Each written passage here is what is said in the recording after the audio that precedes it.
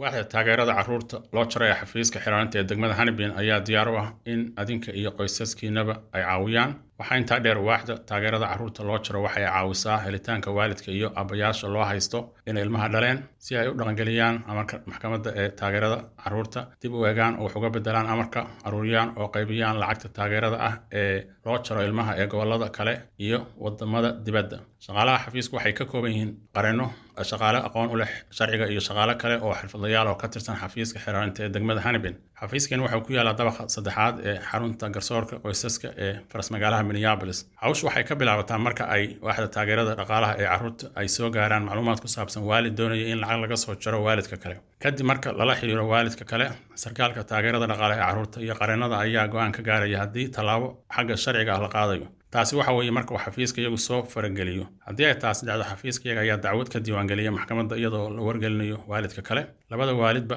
waa la gaarsiiyaa ogeysiiska maxkamadda. Dhageysiga maxkamadda waxaa ka soo qaybgalaya qareennada xafiiskeena oo matalaya xafiiska taageerada dhaqaalaha ee carruurta. Waalidiinta la gaarsiiyey dacwada waa inay ka qayb qaataan dhageysiga dacwada ee maxkamadda. Waalidku waxa uu xaq u leeyahay inuu qabsado qareen oo dacwada ka doodo.